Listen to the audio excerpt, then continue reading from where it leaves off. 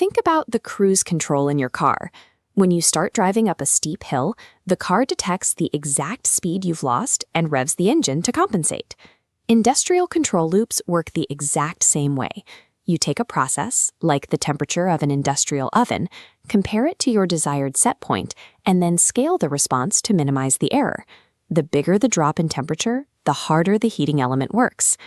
This process is called PID, which stands for proportional, integral, and derivative control. And yes, the math inside the controller relies heavily on calculus, but you don't actually need to solve differential equations to understand what the system is doing. Look at this baseline equation. We are going to apply this to our oven. Our target set point is 350 degrees Fahrenheit.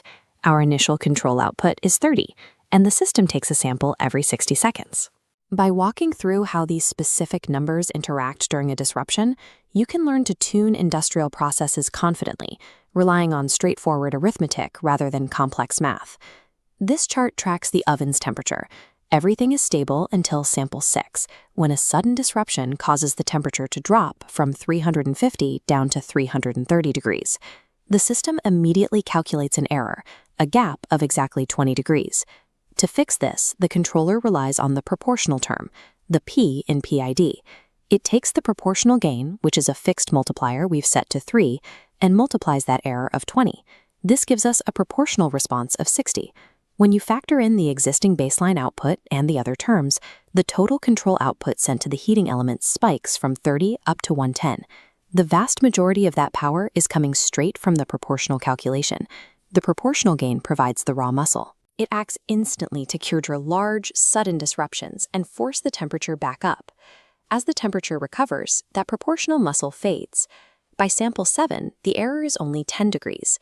By sample 8, it's down to just 0.5 degrees. Because the error is shrinking, the proportional term drops dramatically. This is where the integral term takes over. Instead of looking only at the exact moment, the I term accumulates all the past errors over time. Because it adds up every previous gap, its value grows from 20 to 30 to 30.5, even as the current error shrinks. When the error is only half a degree, the proportional term is too weak to matter. The accumulated integral term takes over primary control, nudging the heating element just enough to push the system across that final finish line. Try pausing the video here. Based on how these two terms behave, what happens to the proportional and integral values if the error at sample 9 hits exactly 0? Because the current error is 0, the proportional term zeroes out completely, but the integral term holds steady at its accumulated value. Proportional handles the heavy lifting during chaos. Integral maintains the steady-state precision over the long haul. Let's rewind back to that initial 20-degree drop. When the system applies that massive proportional muscle, it creates a new risk. The heating element gets so hot, so fast, that the temperature might blow right past the 350-degree target. To stop this, we use the derivative, or D term. This term measures the speed of the correction by comparing the error right now against the error from the previous sample. At sample 7, the error is 10, but the previous error was 20. 10 minus 20 gives us a derivative value of negative 10. That negative number functions as a brake.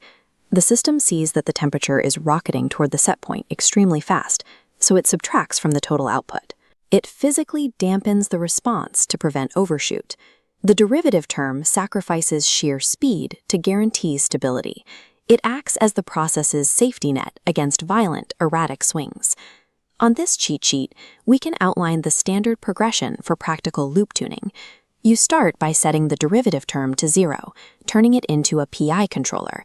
Then you tune your proportional gain to handle the initial shock of large errors.